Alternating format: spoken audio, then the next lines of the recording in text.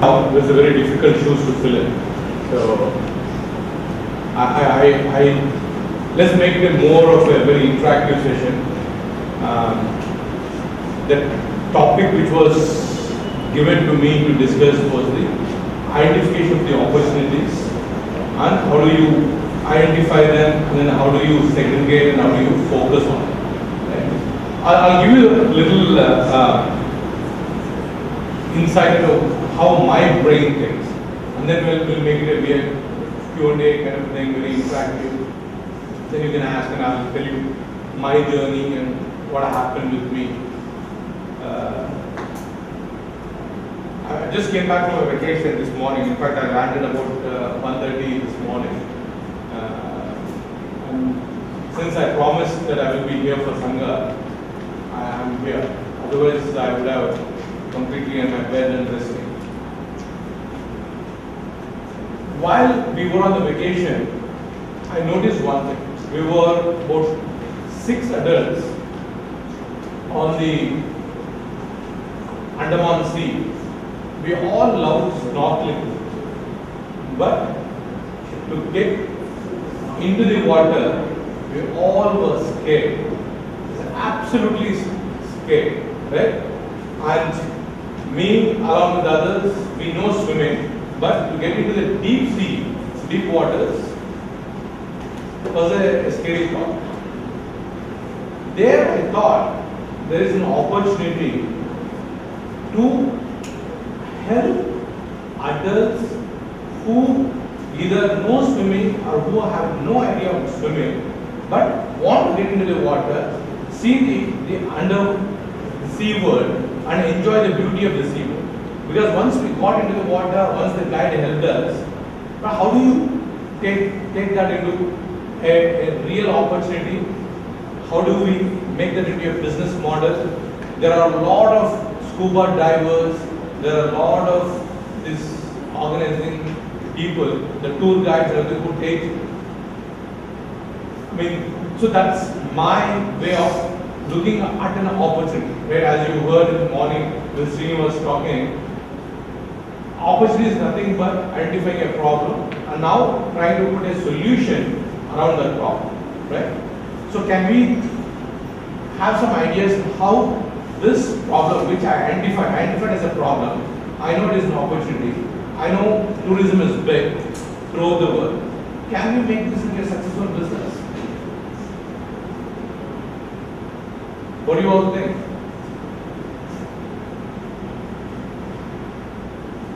How is it a problem? It's an opportunity, but how is it a problem? It is an opportunity because it is a problem, right? How is it a problem? Because like I spent thousands of dollars to go into the Andaman Sea, but once the ship landed in the middle of nowhere, you see just the blue waters all over. You get overwhelmed and you don't want to get into the water. Right? I went there to enjoy. My whole purpose is that. So how do I do that last mile motivation, whatever you want to call it, for me to get into the water? That's the problem, right? So it's like batsman going into the cricket field and he just freezes. He doesn't know what to do. Right? I mean, Dale Steyn coming at 140 kilometers an hour and you're there. Would you call it not being popular or not being not a big player looking at it a bigger picture and say, okay, I want to make that, right? Yes, sir. It's an opportunity that's being awaited to be seized. Absolutely, it is an opportunity awaited to be seized, right? So, what does an entrepreneur look, right? What does an entrepreneur does is always keep looking, have your eyes and ears open to see what is the small. It is not that you have to make a mega big change, but it is a tiny change which you can make, but that will impact quite a few people, right? So it is not that iPhone made something revolutionary, right? It just changed the design, the look and feel of the smartphone. By then you already had Blackberries, which was all over the place. Before Blackberries, you had Nokia, one of the best mobile operating systems at that point of time. Then Blackberries came, it gave the very authenticated email system for the corporates, so it took away the Nokia's market. Then the iPhone came, it took away the Blackberries market. So it is only a tiny bit of progression which one ought to make to seize that opportunity, right? So, how do you do that? Now, we are entrepreneurs, we need to do something to seize that moment, to make that slight difference. Now, let's look at it, let's introspect ourselves, right? When are our parents very happy with us?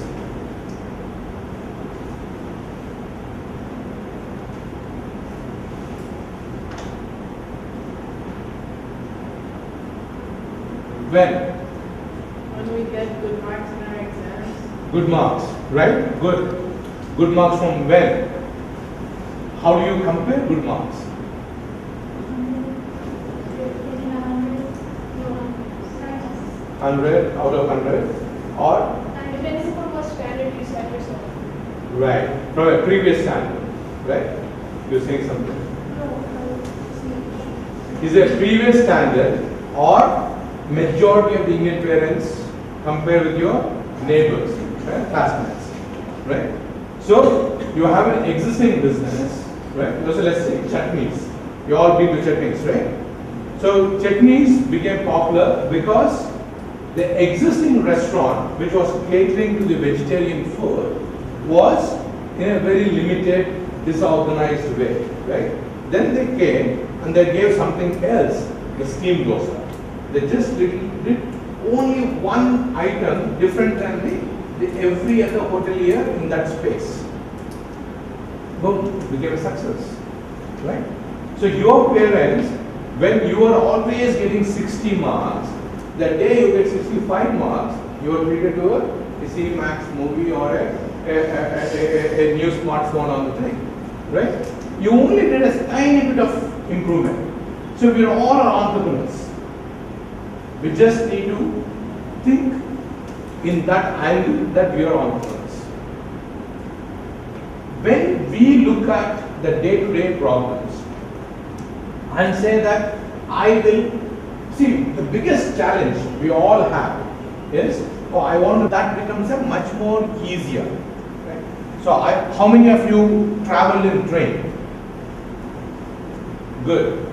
How many of you booked tickets online while you travel on train? Good. So this is a instantaneous thing for you guys, right? You think if you want to book something, you go online and you book it. But have you asked your parents how they used to book the tickets for trains? Start standing in line, or you send your attendant to go stand in line and get the tickets for you, right? So what did IRCTC? One of the largest corporations in the, see, we all complain about Indian bureaucracy, the Indian government dysfunctional attitude, right? But one of the best profit-making companies in India and probably in Asia, I guess, is IRCTC. So there is Indian Railways Corporation for whatever, right? They just took the ticketing system, opened 2 ports and allowed everyone to go onto the system, book the tickets. Whichever the back end they were using, the ticketing agents, they just opened it to the public. So can you guys guess where the majority of the ticketing revenue comes from? Online, yes. But which cities? Like, I mean, let's segregate that, right? Where? So I'll group into, like, metropolitan cities, suburban cities, the villages, the towns. Where do they get the biggest business from? Suburban. Why suburban? Because not everybody is rich enough. Not everyone is? Is rich enough to travel to other means of transport.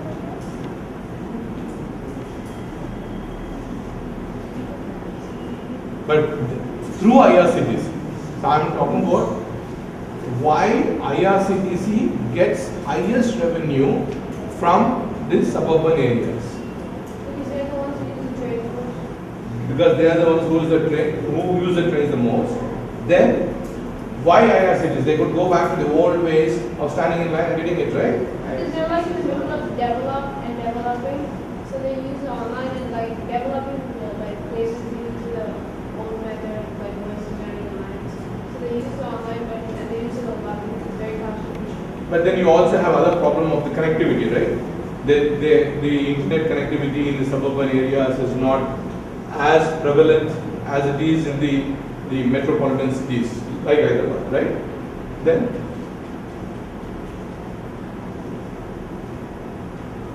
You have these portable dongles with you that are really selling out right now. but there's the execution issue, right? We come to the execution later on, right? That's how do you solve the problem? They have paid according to daily wages and it saves time if they book it online. To some extent, like it's not about the daily wages thing, yes.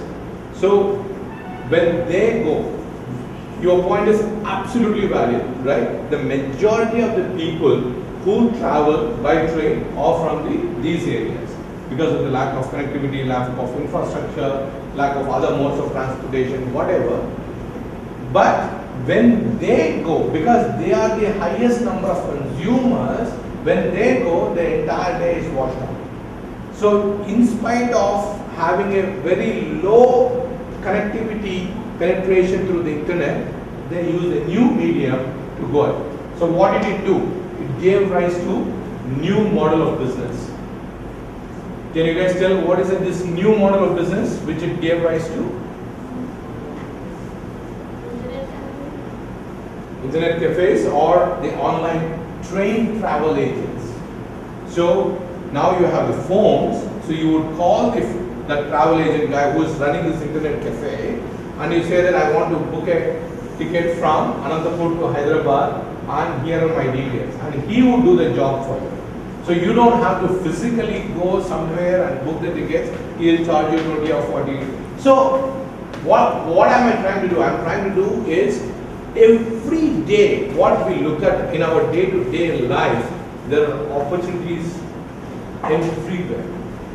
How do you identify, how do you zero in on the opportunities is how passionate about what we are trying to do.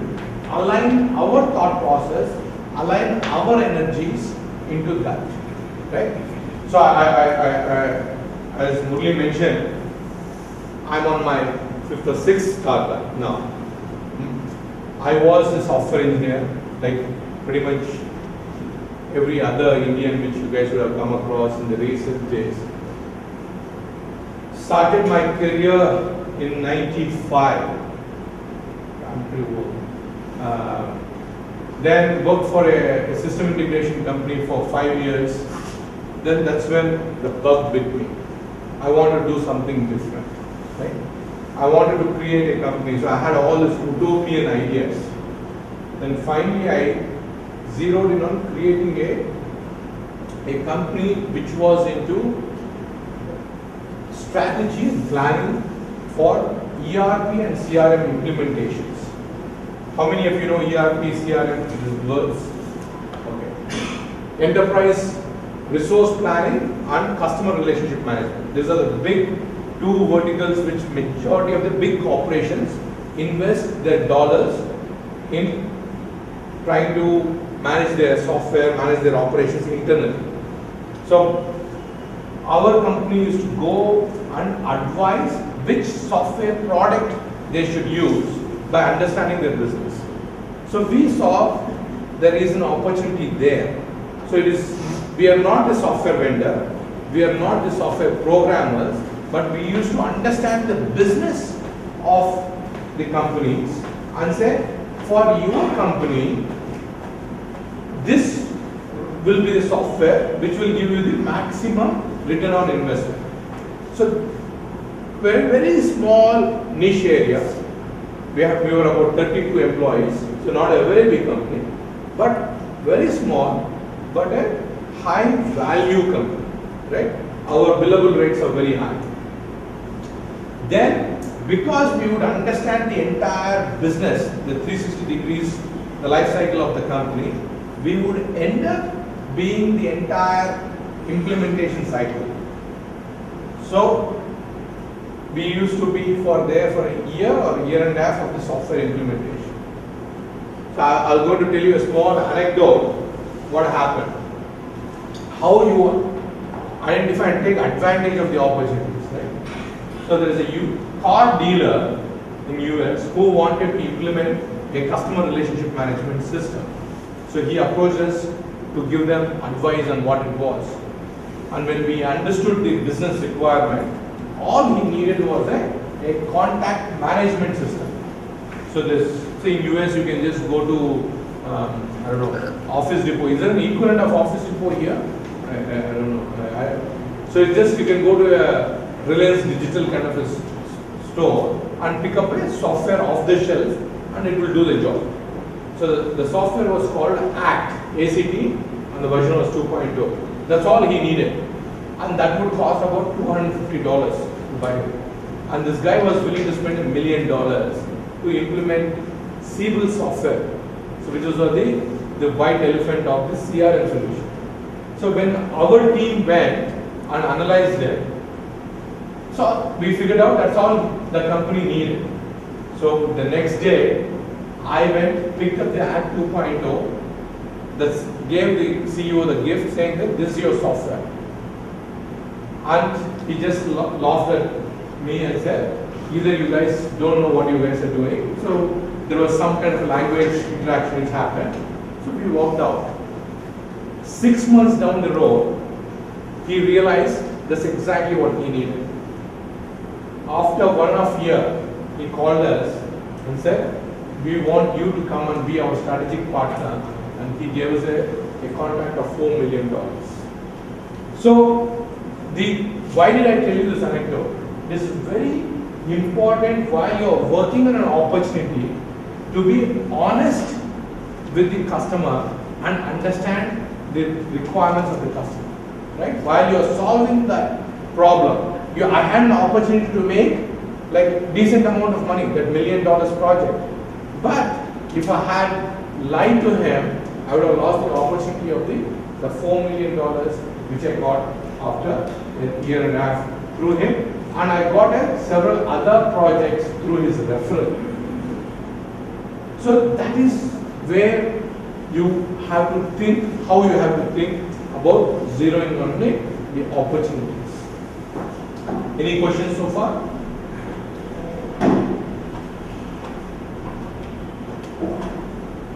I thought we had an agreement, we had a pact that we're going to make a Q&A, a very interactive session. I'm pretty bad at giving lectures. I like talking.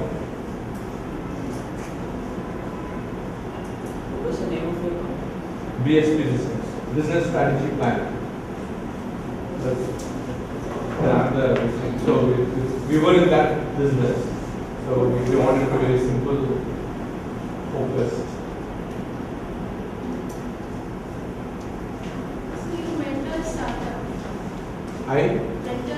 Yes, I do.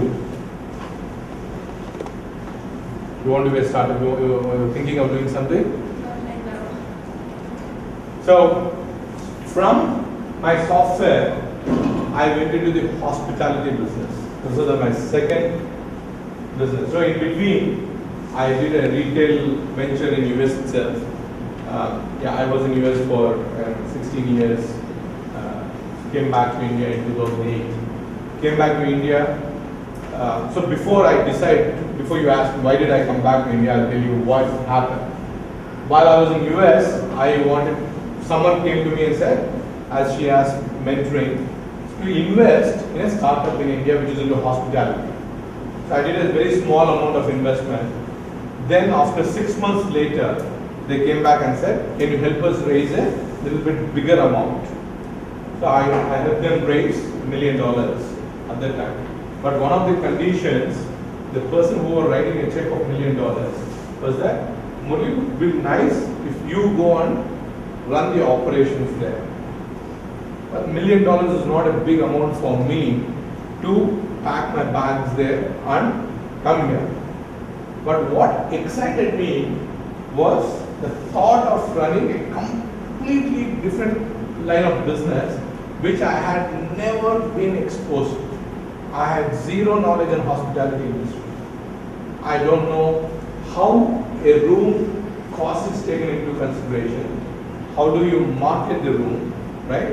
Who are the people who you need to manage the room, right? So that excited me. I told my wife that we are moving to India. She said, whatever you want to do, I'll support you. So within 3 months, we packed our bags, we were in India. So I ran the company for about 3 years. Then I couldn't scale it up. Right? I mean, a lot of challenges to run a hospitality business in India. You need about 22 or 23 licenses to start a hotel here. Right? Then I wanted to have about 2,000 rooms across India. So real estate is a huge problem. So after identifying all those problems, learning the lessons, I said, I will be a shareholder. I moved on from the real estate business. Then came my food startup, which is into real estate. I got myself into affordable housing, which I still passionate about it. But because of my current startup, I kept that on hold and transitioned that business where I'm mentoring my wife to take over the affordable housing. So the current startup, what I'm doing is on the skill development aspect of your domestic home care service providers. So that is your maids, your drivers, your cooks, your electricians, your plumbers, your carpenters. So the idea is to build about 50,000 people for the next 7 to 8 years. So that's what I'm currently working on. So how did I land up on this final opportunity, right? We are talking about the opportunity. So you, day in and day out, you work with your mates, right? You work with your drivers, you work with your carpenters. It's completely disorganized. Right? I mean, you don't know where they come from. You don't know their addresses, right? You don't know what their background has been. Are there any criminal investigations going on of them or on them? So that told me there is a huge opportunity from that side of the business. Then the second side of the business was you have so many people in India, almost about 600 million people who we call day laborers, who are unable to make that minimum basic amount. How about providing them a proper career by training them, by giving them education and putting them into a proper career path so that their combined economy can take you to the next level, right? So these two factors made me zero in on this current opportunity which I am working on. So this is how my brain works in identifying an opportunity or zeroing on something. It has to be big from the impact creation. It has to be a growth oriented, and it has to be passionate, right? I mean, I'm absolutely a passion driven guy. I mean, if I can't find myself in tune with the idea, I never do it. You will never make me do anything which I'm not enjoying. Never. You can put a gun to my head and say, you have to do it. I'll say, yeah, go, shoot. That's what I am. I'm a very stubborn, obstinate guy, but to deliver what I believe to deliver. So that's how my style of opportunity identification happens. What happened to your previous businesses? Which one? Like the one which you suggested software. So that's a good question. The lessons, right? When I moved back to India, I thought I could run my software business because I had established it and I thought I could run it remotely. But a big mistake, I couldn't. So the customers, so this is where I think one of the topics which they will be talking is how do you sustain the growth of the company? How do you set up the processes? See, processes are extremely important in running a company. There, I was the process. I was the processes. I knew everything in my brain and no one knew about it. So when I moved, when it became difficult, the customers lost confidence in the rest of the team. So I ran it to the ground. So the company is in the shell, it's just there, but no business is there. And the hospital? The hospital is running, so we have like 1.5 property. The half property is under construction. It's been under construction for last 4 years. So just there. But the one property is running. We have it's all suites. So that's the one. Any questions? Which companies did you help start up? Which companies? Did you start up? All these 5 companies is what I started, and as either a co-founder or my idea. So there's a good question. I'll tell you why it's a good question. I'm not a big idea guy. So ideas don't come to me like naturally. I know that okay, this will work or it will not work. I know, right? From that point of view, those are the companies which I believed in. But from an idea point of view, except for BSP systems, none of them are my own original ideas. So it is an idea which a co-founder of mine came up with. Then I joined either as an investor or as an execution team to run the business. I'm great at running, I'm great at strategy, great at delivering results, but not the idea creation. That requires, so my right side of the brain is not that great. So I'm not very artistic. So that's why I have a huge respect for people who can sing, who can draw, all that Saraswati Devi endows.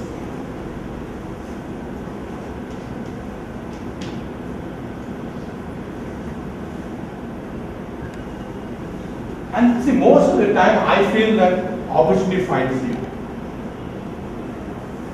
So more than you finding going after the opportunity, if you are constantly working, as Srini said, you're working on something which you love, which gives you the happiness, I think the opportunity just finds you. It's just a karmic event.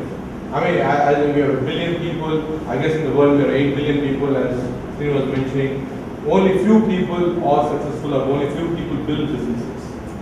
Why? I think that's just the way of nature. But you have to be in tune with the nature, or with the passion which you are trying to do. I was never into human resources. I was never into hospitality. I was never into real estate. But I ventured. So mind has to be pretty open to let the opportunities come into that.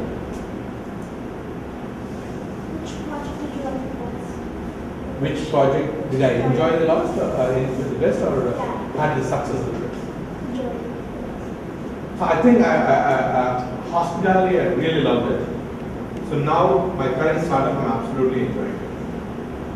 So hospitality, I just had a flair for service, love people, love talking to them. Anything which I see, I want absolute quality, the presentation. I have a zero tolerance on the substandardness. Zero tolerance. Just can't. Whatever we do, right? It could be a 1 rupee product, but I said within that 1 rupee, it has to be the best. So that's how I think. I don't say that in order to create the best product or the best thing, it has to be. So the best food I enjoy personally is a dhaba food. But even dhabas can be clean. Right? The way they serve, the water can be clean. So that's what I believe. So cheap food can also be delivered in a very nice manner. So that is where the opportunities are. Right? How do we make the products which are extremely lean but extremely affordable but elegant. Hope I'm making sense. Are you looking to start another business? Not for another 5 years. So I want to, now I'm on this journey, I want to reach where I'm, have my eyes to reach. Once I reach the destination, then I'll think about it. But I am an active investor in the Hyderabad Angels. So we have done quite a few investments. So that's, I've done an investment, and so maybe I should think back, because Srini was saying that he didn't do anything in the biotechnology. So I've done one investment in the diagnostic services, one in the RFID manufacturing thing, one in a green energy solution company.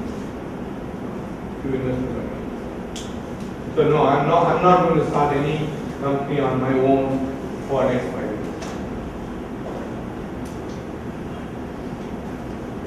So on behalf of students, when you invest in these companies, how do you evaluate them? How do you know that this opportunity is going to work or not? So you said intuition is a big part of it. Like how does that come to you? How does that intuition come to you? I'll give you, Sangha, it's a good question, right? I'll give you about my current business, the skill development. Why I even decided to join as a co-founder and started becoming the managing director and running it. One, I wanted to build the best product, right? The iPhone kind of a product. So that means I need to know who can afford my services. Then I looked at how many households make almost 24 lakhs or above per year. Then I figured out there are about 36 million households in India which make that gap, right? Then I looked at how many people do these people, this 36 million households, need as a home care service provider. So what are the home care service provider? If you have aging parents, you need elderly care.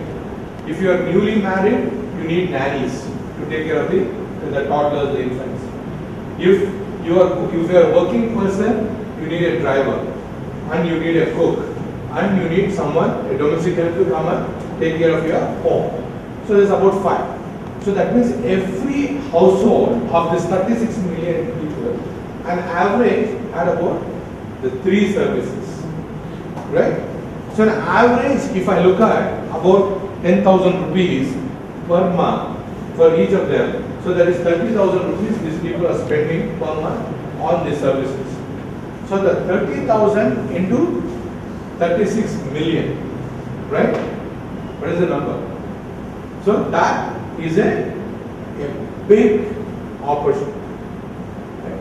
I am only 1% of that opportunity is what I am going after. So how do I go after that 1% opportunity? Right? Now I need to figure out which city I am comfortable in operating. Which city am I comfortable in expanding? Where can I operate out of this? So then I zero in on those cities. Then identify what are the communities in which I can operate. So given this kind of a metrics which I develop, I go about it. And the second point of the question, how do I invest in the companies? So I invest in a company called iLab Yogi. What do? They come to your home, take your blood samples and take it to the diagnostic services. So right now what do you need to do when you want to get a test done? You have to go to either Vijaya Diagnostic Center, or you need to go to Metropolis, or you have to go to Dr. Lal Pat Lab and wait there, get your blood or urine sample done. But if you had someone who could come to your house at a time convenient to you and do the exact thing and give you a report in 4 hours, would you not want the service? Right? So one, in improvement, I told you, right? It's a tiny bit of improvement of the existing services is what we're looking at. Then, how many households on an average get their diagnostic services done? At an average, every household gets one annual checkup in a year, right? So if an average of 4 people in a household get, so there is 4 checkups in a year.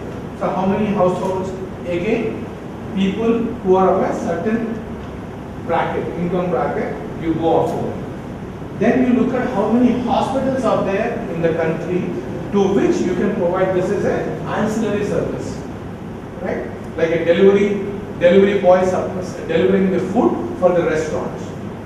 So then you look at whether this is an opportunity which can be sustainable. So it means it has to go on for a long time, can be achievable. So that means the team who is running this business has to be great at logistics, has an execution capabilities.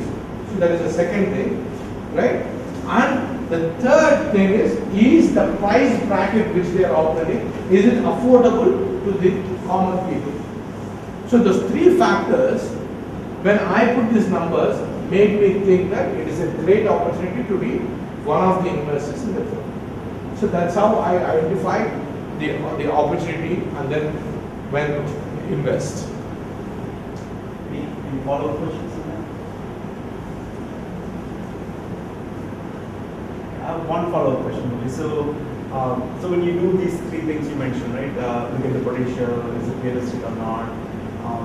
So you feel good about it, you invest in it, or you start your own firm on that. So even then, there's still a lot of assumptions that an entrepreneur makes. And as the time progresses, you learn a lot more. So how do you, in your experience, how do you decide that I should continue to push on this idea, or this is it, it's not going to work, let me look at something else? Yeah, I mean, so a great example is my hospitality business, right? My own, I don't have to look at somewhere else.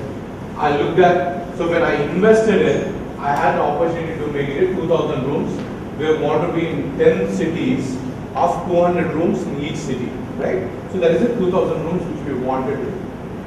Then, when I started working towards the real estate problem, right? Huge expectations from the landowners on what is the rent they want. Then you, with your execution experience, you know that only you can pay this much of money. Second thing, when you go to the government agency to get a license, you have to spend almost about 360 to 480 days running around to get the license. That is a huge kill on the management team. So when you look at these parameters, and then the third parameter which we look at is the market availability, the demand. Is there enough demand from the market for these rooms? No, the people had surplus rooms every city which we were planning to go into for next 7 years. He said, we do not, as Srini said, you need a big pocket guy like a Reliance or Tata or someone who can sustain for 7 to 10 years to keep on investing and say that after 10 years I'll get my return on investment. We as a startup company, we didn't have that wherewithal. We couldn't have that free flow of cash which can be burned to keep on doing this. So we said, no. We cut our losses, we let go of the other properties, we closed 2 properties, we cancelled the lease of the others, we stuck to only one which we say, okay, it's a lifestyle business. So that's how I personally decide whether the business is going anywhere or not, right? So you all as wannabe entrepreneurs need to have that decision-making capacity that I don't care. You have to cut your losses. See, it is like losing a friendship, right? We all have gone through that, right? We would have such a dear friend, you think that you cannot live without that friend. But something happens, you got to let go of that friend. What do you do? you want to have that cup of coffee once in a while with that friend, or you want to, like, let go, or continue talking to that friend every day and have that pain sting every day. I'd rather have a cup of coffee once in 3 months with the same person. Might not be the same relation, but I've made it. Left India when I was 22. Never worked in India, and I was the youngest kid. My like spoiled brat. My dad and my mom did pamper me a little bit. So zero clue, and went into the US, studied there, worked there. I was so used to the Western culture. But when you come back to India, it's a different set of people, different mindsets, different people coming together, different paradigm all you need to work into. So all those challenges now I know. I take that experiences, now I'm putting them into my current startup. How do you run the business? So there's never a time where you should feel sad that, oh, I'm letting go of someone or something, right? That's a great advice. Any questions on that? Please. You started 5 different businesses, so before you start each one, do you feel that you're taking a wrong step? No, never. As I said, someone, I guess, when introducing each other, someone said overconfidence, right? It's you. Wow. So I am that overconfident, cocky guy. You could ever come across. I'm absolutely, even in the strangest places you put me, I feel that, I know that. I might not know, like zills, but I somehow that's how my mind works. And that's maybe my greatest strength, and maybe that's the greatest weakness as well. So that could be the pitfall of someone, because you are so overconfident that you don't learn, right? But you've got to be cognizant that that is your personal trait, but open to learning. Okay, I don't know this, but I will learn. As long as you have the patience to learn, that confidence is going to help you to get to the places. So that's the so it's a great leadership quality is what I feel, and I think all my friends will attribute to the same. There's one thing is that. So one last question. So in the earlier answer, you mentioned that you had to let go at some point once you learn enough that it's not going to work, right? So then the next step is how do you identify the next opportunity? How do opportunities find you as you go to? Say, open to the ideas. Say one of the biggest things which I did was I would never say this is what I want to do, right? I mean, I never draw a box around myself. I was very open to experiment. I wanted to experiment with myself, right? Be it real estate. I had no idea, no construction background. My dad was a professor, so we don't come from a background where business is in the blood. So you, as long as you have that openness, okay, I want to do this, but I will learn how to do it. How do I build the best business model to do it? Then you go ahead and do those. The opportunities automatically find you, because one of the things which I really like what Richard did this morning is help you network. So now I'm hoping that each one of you know whose strengths and weaknesses are, right? If you ever need a great drum guy, maybe he can help you be a drummer at your party, right? So those are the things which you would need to understand. So networking is critically important thing, and that's what I do. I just network, tell what I'm doing, and so people, okay, this guy is, they know my policies, and they also know my positives. And if the positives meet their thing, see, it is never, as I said, it's not an ideal thing, right?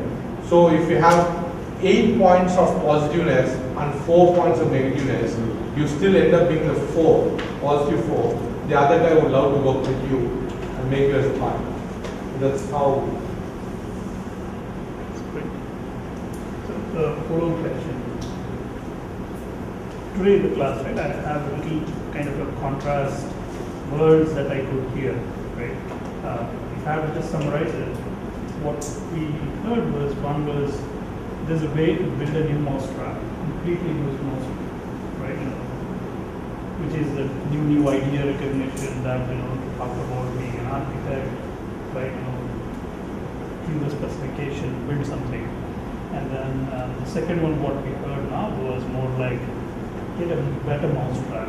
Right? There's already an existing mousetrap, which is a reference benchmark, and then you do that, you add a 65 marks or whatever.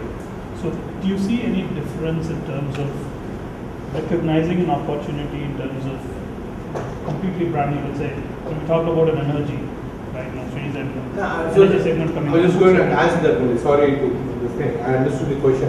Everyone understood the question, right?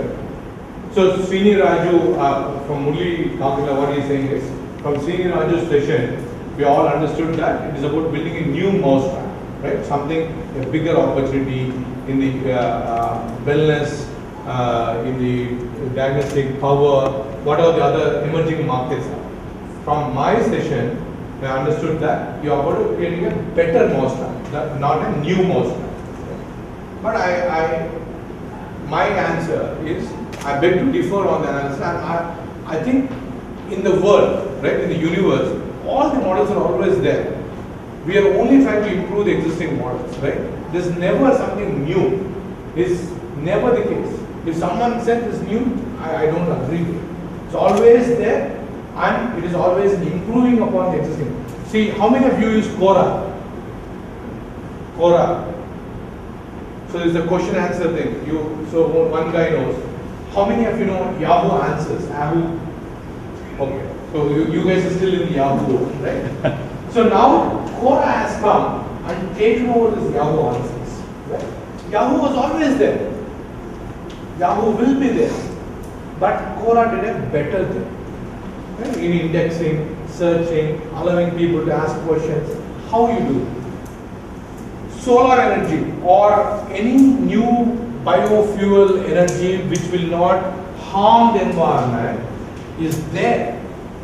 But how do you scale it up is what I get from Srini. How do you make it affordable? See, today if you want to make it an energy creation, it's going to take you about 18 rupees per whatever the unit, right? How do you make that into the regular energy at about 4 rupees or 5 rupees? So from 18 rupees, you need to bring down the cost to the 5 rupees. So I see the opportunity in building a company which will bring down that cost from the 18 rupees to the 5 rupees. So that is where the opportunity is, right? It is not about building something new, right? It is about improving what we have to make it much more environmental friendly. At the same time, it is much more affordable. Health. We all are health freaks. At some point of time, you want to be the Salman Khans or the Amir Khans of the world. We all want to showcase our six packs. But when can you showcase? How can you showcase is the question. And to showcase that, how do we make it a better lifestyle? That is where the opportunity is. And for my women friends here, we always want to be Katrina Kaifs of the world or Priyanka Chopra's of the world. Right? This unfortunate reality is that. So opportunity is there. That is where the opportunity is. It's not that they are not Priyanka Chopras. They are Priyanka Chopras. You are just bringing that Priyanka Chopra out of them. It is there. You are Salman Khan, you are there inside your body. You are not creating a new self. Don't worry about the destination.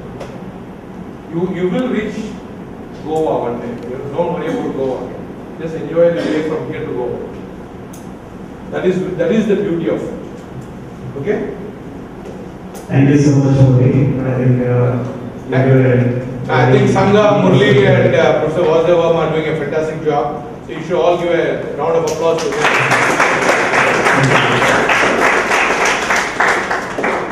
So we have a fun exercise for you to do. It's a thinking exercise. So for next week, reflect on what you learned today, both from the session and from this session. So I think one of the important takeaways is whatever you want to do, right? You should ask it to be one of the top 10s in the world, right? So and you should outcome. So the exercise for you is think about what is that one thing you want to do in your life. What is that thing that you will really cherish doing? And what is that one thing where you can be one of the top 10 in the world, right? So that's the exercise for you to think about. So when you come back next week, you share those ideas. So next week's session is going to be on marketing. So we'll also discuss once you have whatever your vision or dream is, how do you go about marketing it? One thing which I want to tell is what Srini said, fantastic thing, right? Whatever you do, try to be the top 10 list. It's not a huge, high goal to set yourself because you have 9 other people to give you company, but you have far above rest of the world, right? So just be in the top 10 list. I think it's a fantastic thing. I learned that very motivational way to look at things, right? How do you flip yourself to look at from a different model? I really like that model. Just be in your top 10. So is the exercise clear? Do any of you think that whatever you want to do, you can't be in the top 10? Right. So they are the guys that have. So it's probably a bunch of like 5 or 6 people that are very determined, and they have given a run for the Chinese Olympics, right? So now Saina Nehwal is number 2, Sindhu is getting top 10, so is Kashyap. So they're really breaking into the top 10.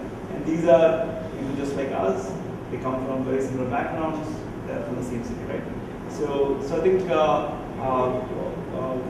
they had a vision to be in the top 10, and they had a determination and hard work to get there. So I think it's all possible for us. So it requires that boldness to dream and determination to execute. On that note, I was very closely associated with Bukkapatnam Badminton Academy when I was doing my hospitality business. So it's one of the important things. What you need to follow, what your heart does, right? Our company was running in losses, but the dream of the other person, right? Gopi's dream was to create and crumble the wall of China's domination in the badminton, to create X number of players in the Y amount of time, and that passion just cuddled inside me. So in spite of losses, for almost 3.5 years, we supported Bukkapatnam Academy by providing the catering food for all the badminton players. So one of the first opportunity identification which we talk about for me was Sindhu. She was a 12-year-old girl, or 13-year-old, when I first spotted her. And I said, here you are seeing the next superstar of me. So when so that's how you identify the opportunities. When you have your passion, your heart there. Because she was lanky as hell, right? I mean, she is the skinniest kid I could ever see, but she was tall, and she could reach from the center of the court, one strike to any corner of the court. So that told me that she will be a superstar. Right? She just have to build her physical fitness, and thanks to her mentor Gopi, she was able to build that physical fitness, and she was able to reach that heights. So that is what our mind, our thought process should be tuned to identifying what is going around us. Always, if you have that openness, I have no relation to Sindhu, I have no relation to Gopi, I have no relation to, but it is something, even though it was started as a business partnership, I fell in love with the cause. When you fall in love with the cause, that becomes the supreme thing. The way we all are, fall in love with the concept of entrepreneurship, giving back of TyE. So that makes it the journey much more enjoyable. other things then becomes a noise. So you have to remove the noise from your thing, and then that focus comes. Try to learn to remove the noise. Whatever you're doing, learning, studies, whatever. I wish I had these kind of sessions when I was growing up. I really envy you guys from that point of view. Don't care from any other angle, but the amount of opportunities which you guys have to exceed, to excel and be successful, not from the great point of view, but the exposure which you guys are getting. Just take advantage of it. Thank you so much. Thank you. I think we'll go to the lunch and then have I think we have given you a lot of food for thought. Now it's time for food for body. Let's go and have lunch.